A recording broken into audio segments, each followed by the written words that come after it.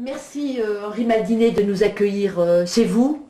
Euh, vos travaux, votre enseignement, vos œuvres mettent toujours au cœur de la question de l'existence les, Oui, les notions de crise et d'ouverture. Alors on est dans un monde épuisé. Comment est-ce que vous pourriez nous parler, comment peut-on lier les questions de crise et d'ouverture? oui.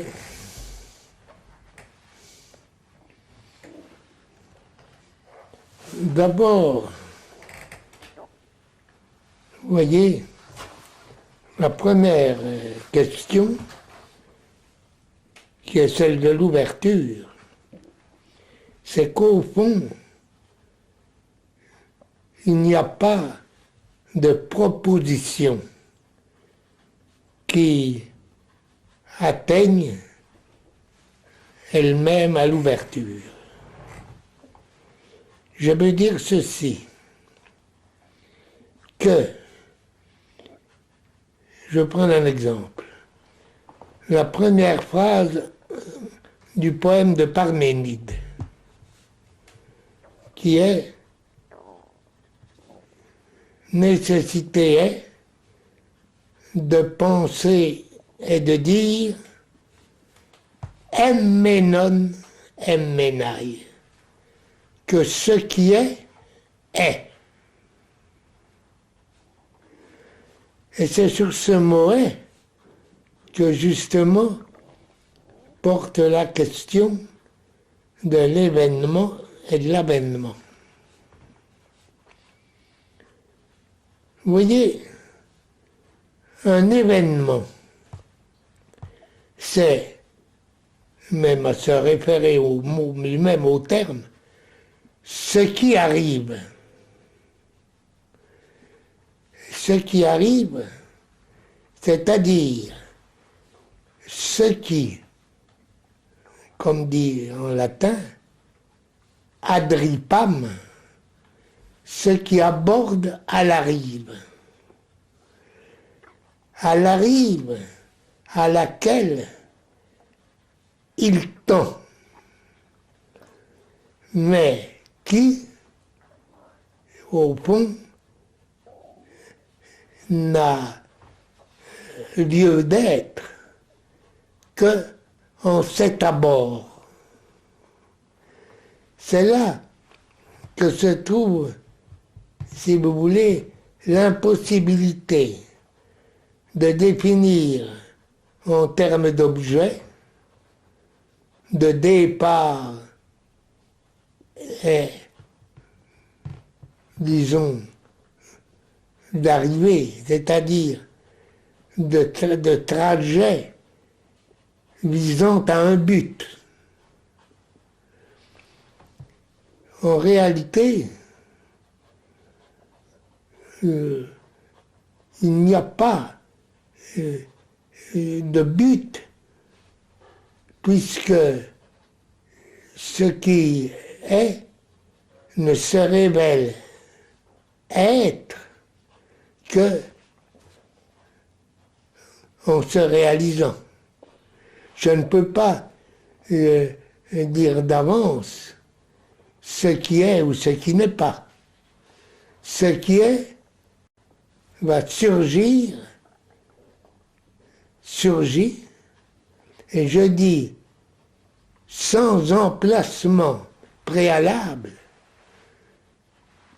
Il crée lui-même son emplacement. Il ne se fait pas place parmi d'autres, mais c'est lui qui apporte et emporte avec soi son advenir. C'est ce mot advenir qui va justement distinguer l'avènement et le distinguer de l'événement. Vous voyez, je dis, parce que un avènement n'arrive pas. Il n'a pas de rive à laquelle il est à aborder. c'est son abord qui est constitutif de la rive. C'est par conséquent rien, il est forcément imprévisible, l'événement. Et bon, on est jeté dans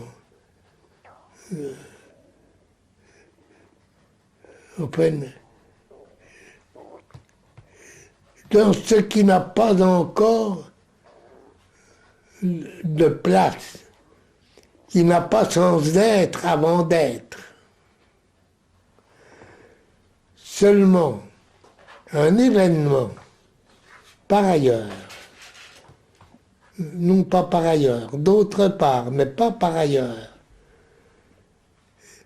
n'est tel que pour l'homme, et il est vraiment constituant de son monde, du monde auquel il est, du fait même d'être. Vous voyez, un événement dans le monde, lui,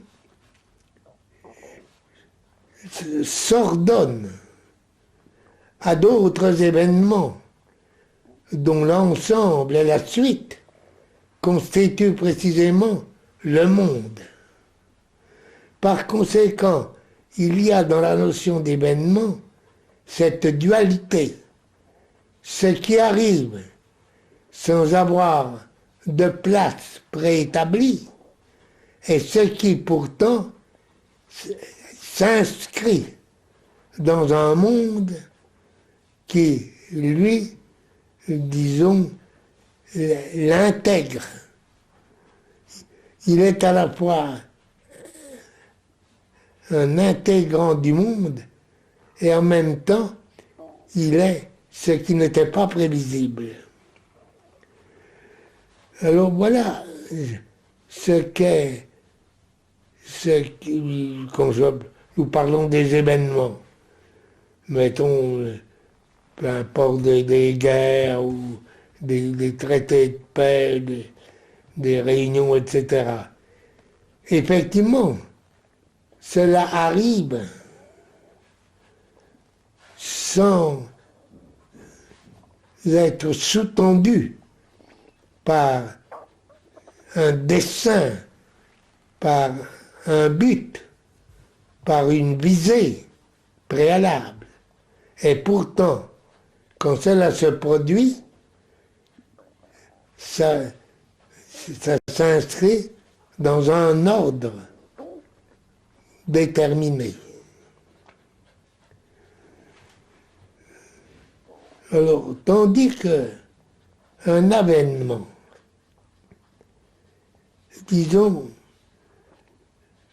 ne prend pas son départ, ni son arrivée, dans une suite préétablie.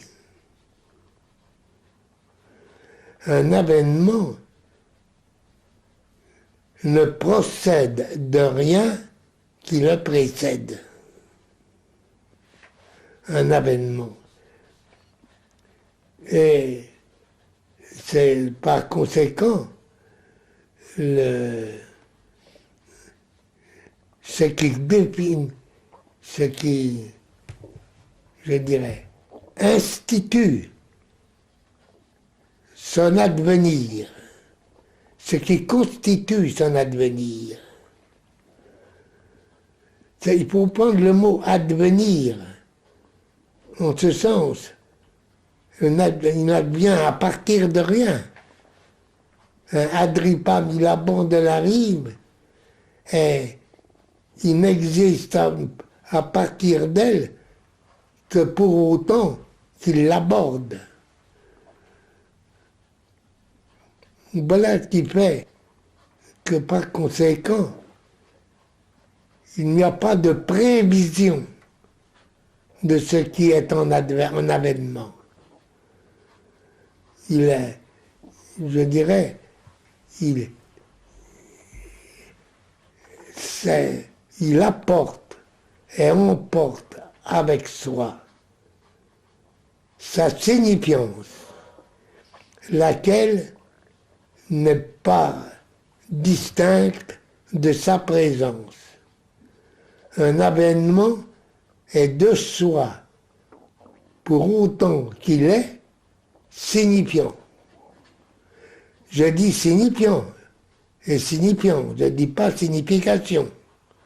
Sa signification, c'est après coup une tentative de justification. Mais la présence et la signifiance d'un avènement sont une. Et on ne peut pas, si vous voulez, il n'admet aucune différence ou ressemblance entre elles. C'est ça qui fait que précisément on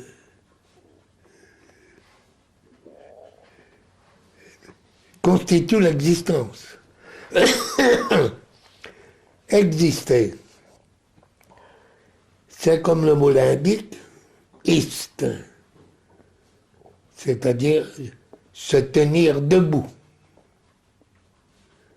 Et ex, hors de, c'est donc se tenir, être soi, hors de soi. Mais ex veut dire aussi en même temps à partir de. Hors de soi, à partir de soi. Et c'est là ce qui n'est pas descriptible en termes d'objet. Si vous voulez, il n'y a rien d'objectivement déterminable et de représentable qui préexiste à l'avènement. Alors, il faut bien remarquer que finalement, quand on emploie ordinairement le mot existence, on néglige, on oublie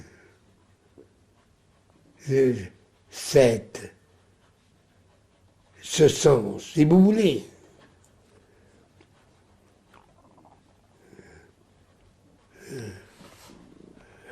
Un avènement est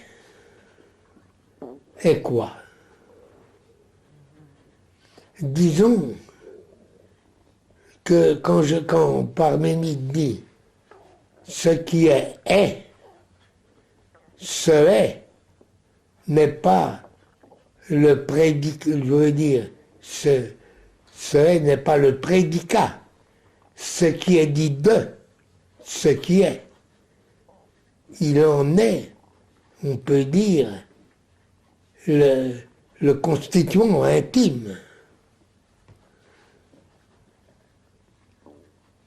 Donc, je ne peux pas définir ce qui est en partant d'une idée ou d'une représentation quelconque de l'être. Je dirais que quand c'est le même de dire et de penser, et en emmenaille, ça veut dire que par conséquent, il n'y a pas, je ne dis pas en rapportant quelque chose de constatable ou quelque chose qui s'annonce, je ne dis pas précisément en comment oui en rassemblant après coup. Je dis se dire est constitutif. L'acte de dire est constitutif de l'être. Autrement dit, si vous voulez, je dirais ceci. L'existant, je dis, dit son existence en existant son dire. Les deux ne font qu'un. Exister et dire. C'est donc que dire n'est pas énoncer après coup, rapporter ce qui est, c'est le constituer.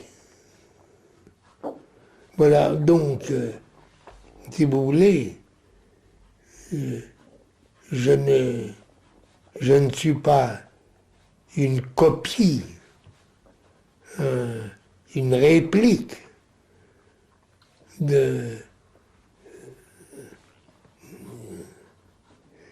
Je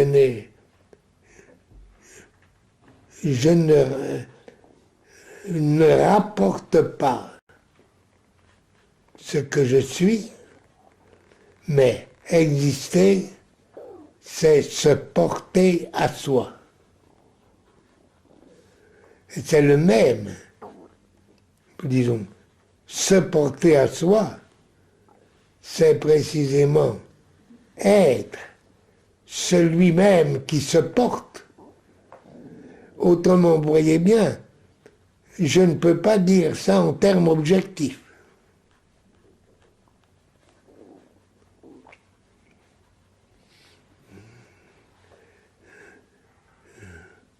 Oui.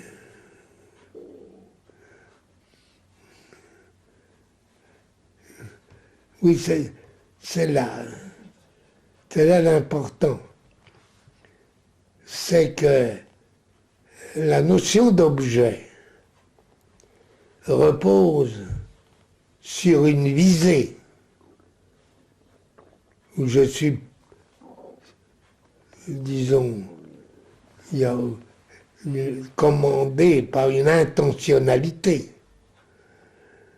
C'est-à-dire que vraiment une visée intentionnelle, donc dirigée sur un objectif.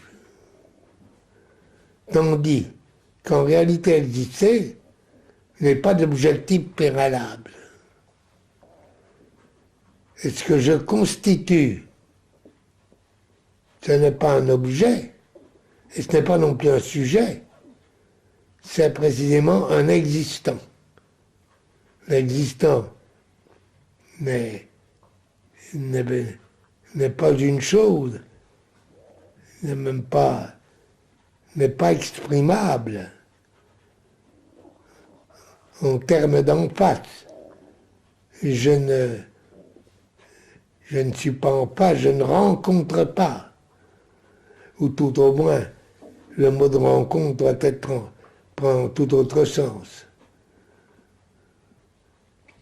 Mais alors, si vous prenez un exemple en architecture,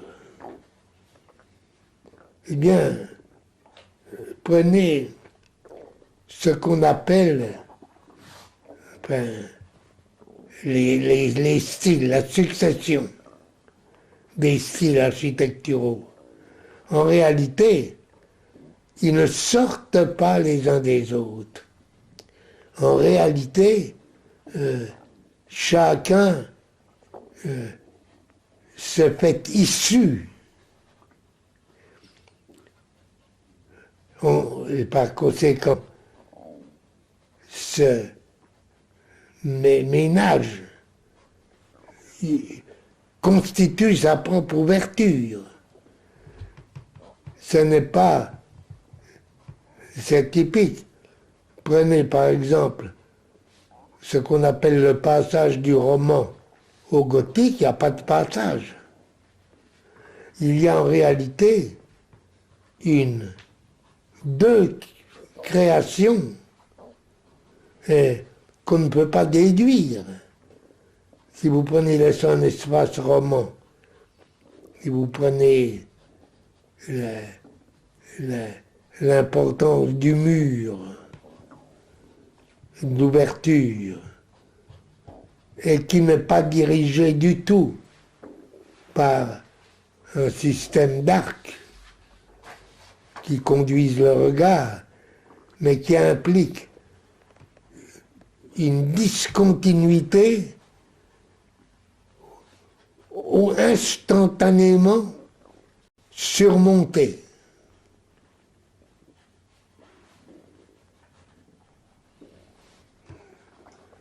Et je dirais aujourd'hui, ce n'est pas en édifiant des hauts murs, enfin, mettons l'architecture de pierre et de métal.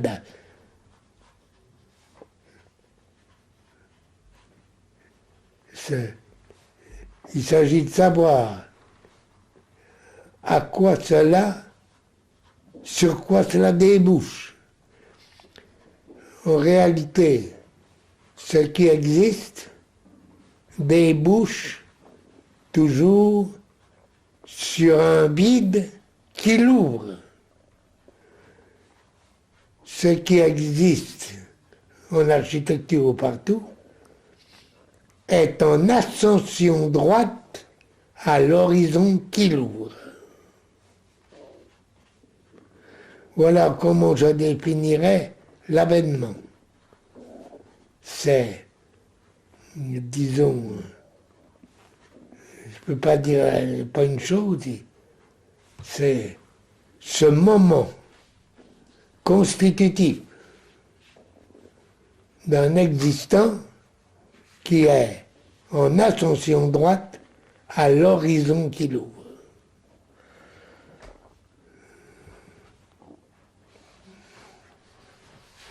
Donc, vous voyez,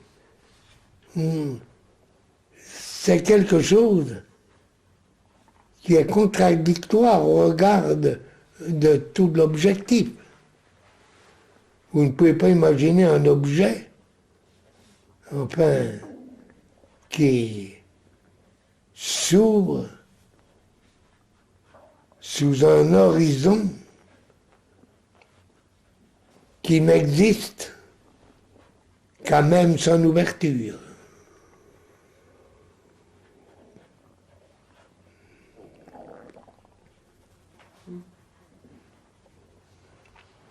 C'est pourquoi, finalement, tout ce qui touche à l'existence et tout ce qui touche à l'art, mais comment dirais-je, n'existe, ne s'origine qu'à même son ouverture. C'est que n'a d'autre origine que son ouverture. Alors, vous voyez, comme cela diffère, pas de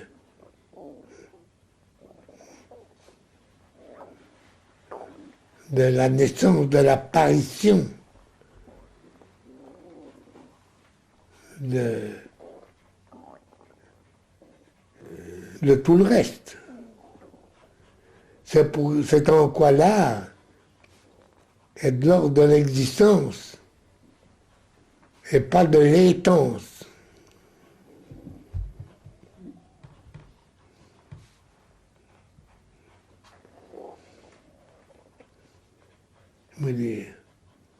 S'originer, avoir son origine, c'est-à-dire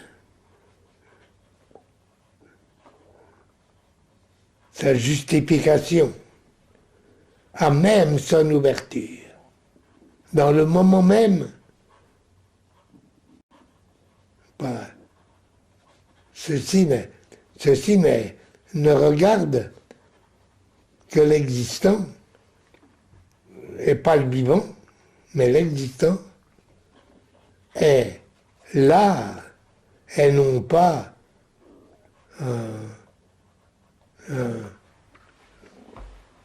un art déterminé, un art prédéfini.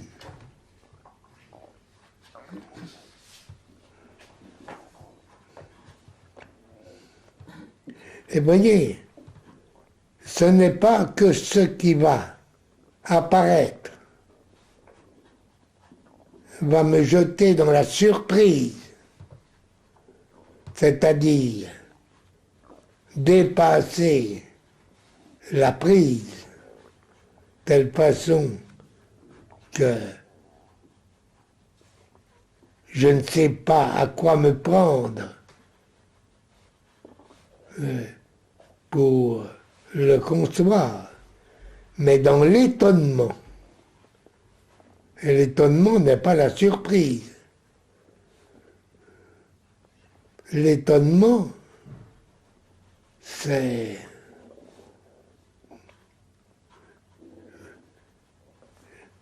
ce,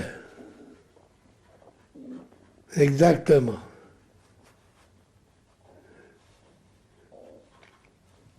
C'est ce, vous voyez, c'est le rapport de la question et de la réponse. Eh bien, la réponse répond du sens de la question, et non pas l'inverse.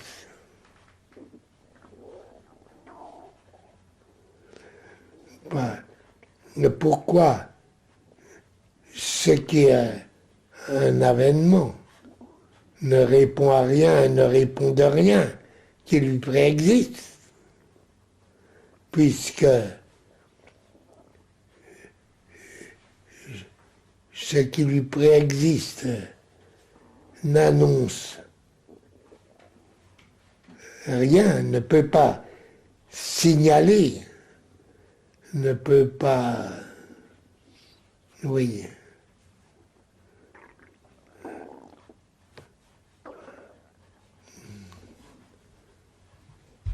Il n'y a pas de signalisation de l'existence. Il n'y a rien, en somme, qui n'atteste, qui ne signale sa présence. Il ne se fait pas précéder d'un héros qui va signaler, annoncer sa présence, alors que lui ne se montre pas lui-même. Il n'y a pas de héros. Le héros est H-R-A-U-T, hein, d'un annonceur. Rien n'annonce ce que Husserl appelle justement le sens remplissant, c'est-à-dire ce qui remplit l'attente qui se manifeste par un vide à combler, et que ne peut combler que justement qu'un sens remplissant. Autrement dit,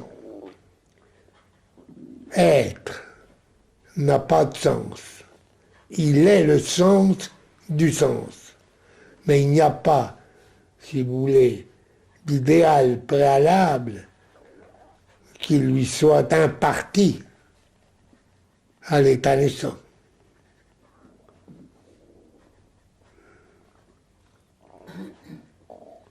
Alors, vous voyez, c'est ce qui effectivement, vous voyez, s'oppose au sens de l'événement comme événement du monde. pas la plupart du temps, nous vivons dans un monde, on peut dire que, oui,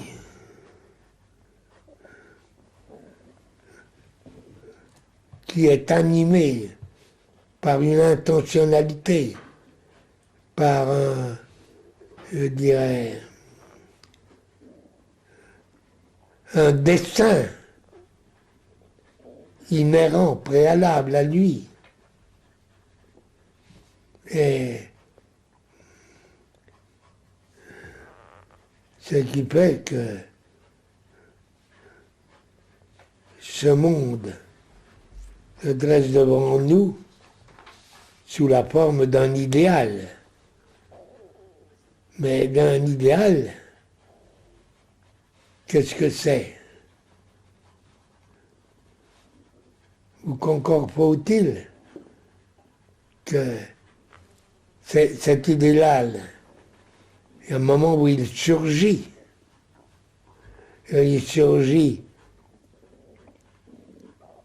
C'est la question justement du possible. Vous voyez, ce qui est projette son être sur des possibilités dont il est l'ouvreur, qui sont, comme dit Heidegger, imbo, qui sont en projet. Le projetant est en jet dans son projeté, dans son projet. C'est-à-dire qu'il est ouvert à des possibilités dont il est l'ouvreur. Mais ce n'est pas vrai de l'art. Ce n'est pas vrai de l'existence. Justement, il n'ouvre pas ses propres possibilités. C'est pourquoi la possibilité est, comme disait Kierkegaard, la plus difficile à concevoir de toutes les catégories. C'est-à-dire beaucoup plus difficile à concevoir que la réalité et la nécessité. Et comment définir, comment concevoir la possibilité? Vous ne pouvez pas c'est pour ça que vous ne pouvez pas définir l'avènement, ni dans l'art, ni dans l'existence. Vous ne pouvez pas dire en quoi il est possible et en quoi il ne l'est pas.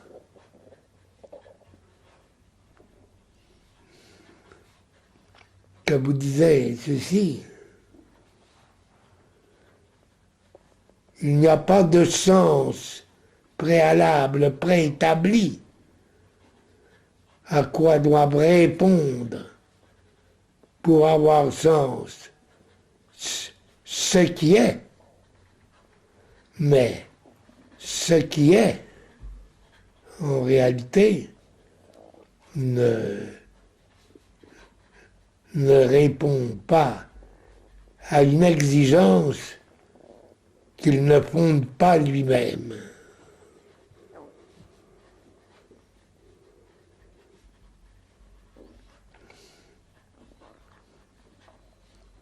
Et voilà pourquoi un avènement n'arrive pas.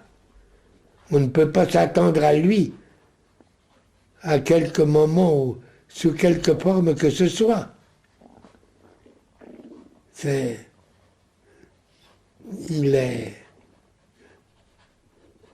Il fonde, je dirais,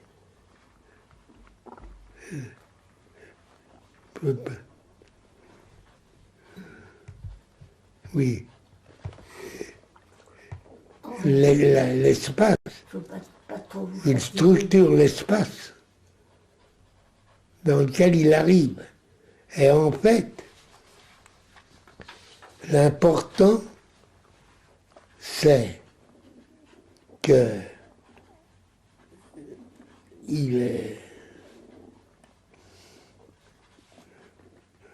c'est ce que je dis.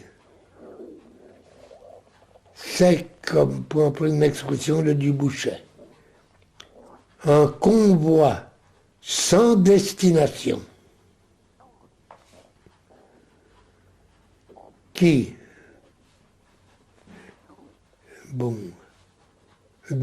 tous les éléments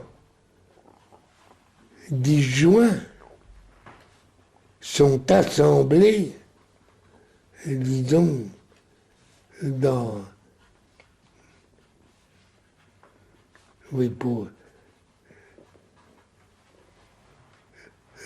un espace sans orient. Vous savez ce qu'on appelle l'orient de l'espace. C'est-à-dire un espace qui n'a pas d'horizon.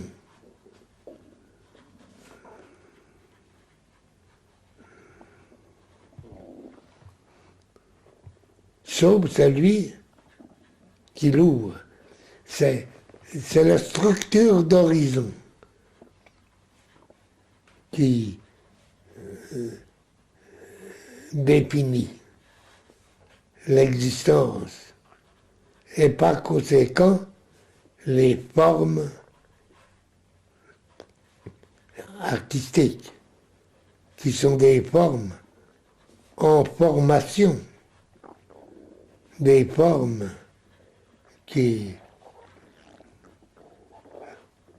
dont la dimension constitutive est la dimension suivant laquelle ils surgissent, ils adviennent à eux-mêmes.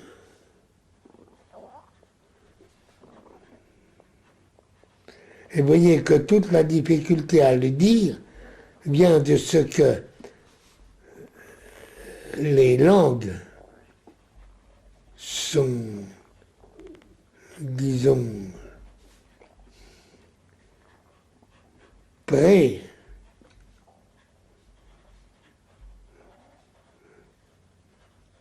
sont prédéfinies, préconstituées, objectivement. Vous voyez.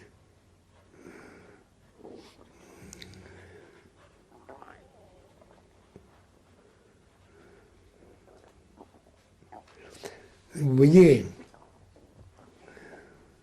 Parce qu'on voit bien, Henri Maldinet, à quel point l'art ouvre des possibles, comme vous l'avez beaucoup écrit. Et dans quelle mesure, et donc l'art est une démarche très singulière, très existentielle. Et quelle est la part de l'éthique? En quoi est-ce que la pensée et la création peuvent aussi, quelque part, accompagner l'humanité? Oui, parce que la pensée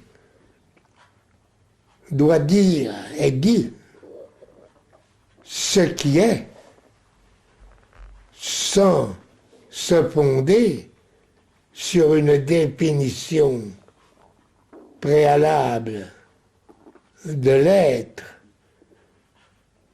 ce qui reviendrait à dire ce que veut dire dire. Ben, dire constitue, disons, son sens, ce que je dis.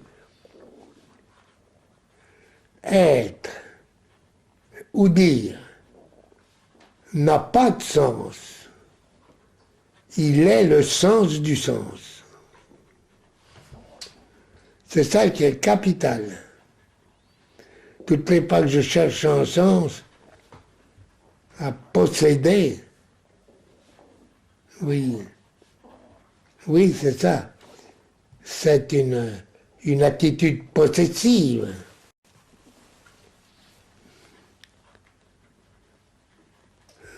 Et il y a toujours ce que je vise à posséder, c'est une objection que j'essaie d'introjecter.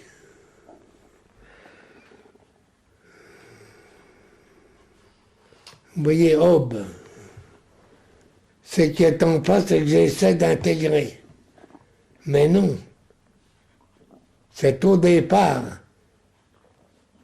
où il n'y a pas d'en face. L'intégration est première. Oui, après ça revient toujours à la même chose. Nos civilisations ont complètement perdu ou n'ont jamais atteint le sens de l'existence. Vous voyez, c'est ça qui est à noter.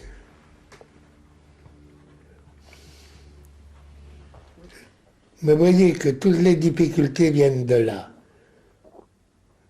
De ce qu'au fond, nos civilisations sont des civilisations de l'objet et du sujet,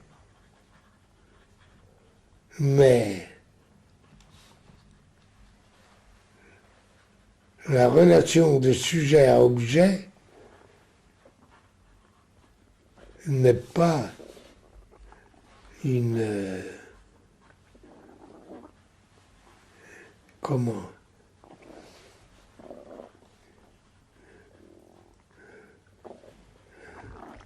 Oui.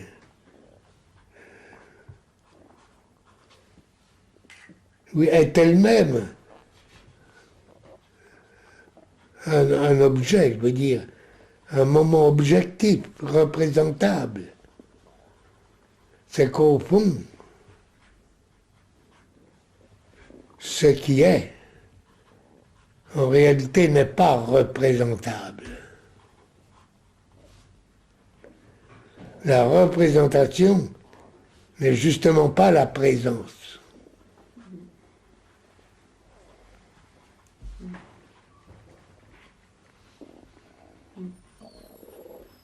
Oui. Alors le mot présent doit être pris évidemment dans son sens propre. Présence, être auprès. Être auprès de soi, hors de soi, hors soi. Je veux dire en avant de soi, en soi-même plus avant. Donc, vous voyez, toujours dans cette ouverture inaccessible, inabordable.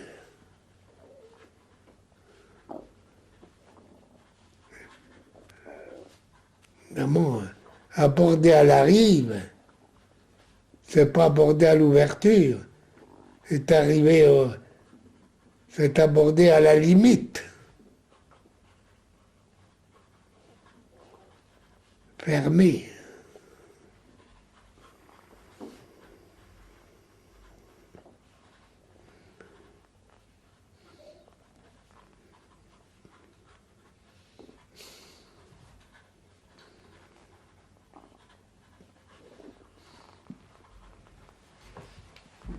Merci. Merci beaucoup.